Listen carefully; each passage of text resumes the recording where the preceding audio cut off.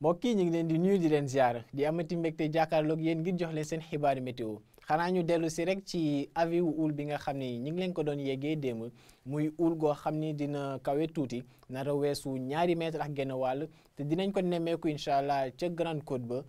waaye tamit ca Dakar li ko dalee doog diggante Ndar ba Ndakaaru te lii di Petite Côte ak Casamance ul bi dina xaw a sori tefes gi tuuti lu tolloog daanaka juróom-ñetti fukki kilomètres donc ca noonu nag jàpp leen ni ul googu noonu dina fa desandi ba àllarba donc ëllëg incha allah ci la nar a tàmbalee wàcc boori fukki waxtu ak benn ci guddi donc ci noonu nag ñu ñaan leen ngeen bàyyi xel bu baax ul googu ndax mën na jur ay yàqute ci ñi nga xam ni war nañu dem géej ca noonu nag dañuy wëy ak animation satellite bi mbokk yi di ngeen gis ni nag ci wàllum asamaan lu ñu nar a am ci niir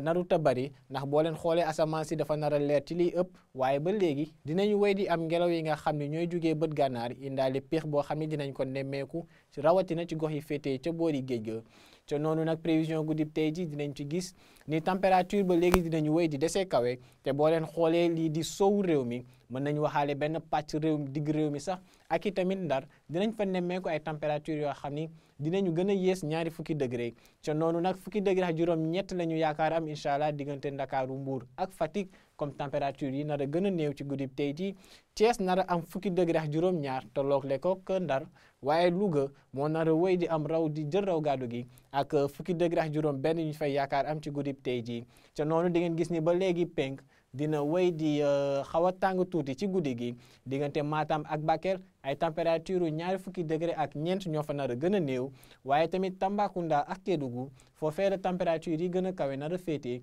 dinañu weesu ñaari fukki degré ak juróom te ñaari fukki degré ak juróom ñett sax lañu yaakaaram incha allah ca Tambacounda ci guddib tey jii ca noonu nag buñ demee ba ëllëg incha allah mbokk yi dinañu nemmeeku ba léegi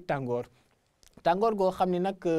ci boori penk la nar a gën a féetewoo donc nu muy tàngee ci guddi gi noonu la nar a tàngee ëllëg incha allah ci digg bëccëg ca noonu dinañu gis ni température yi dinañu yéeg ba toll ci ñeent fukki degré ca pàcc googee waaye lii di Kaffrine Kédougou ak i Bakel foofee ay température yu nar a yéeg ba ñeent fukki degré ak benn dinañ ko fa nemmeeku ca noonu digg réew mi dina xaw a tàng tuuti température yu nar a weesu fanweeri degré ak juróom dinañ ko fa am ba ci bët saalumu réew mi ay température yu fanweeri degré ak juróom ñett diggante Ziguinchor ak Sédhiou lii di Saint-Louis Thiès ak Ndakaaru foofee la pex bi nar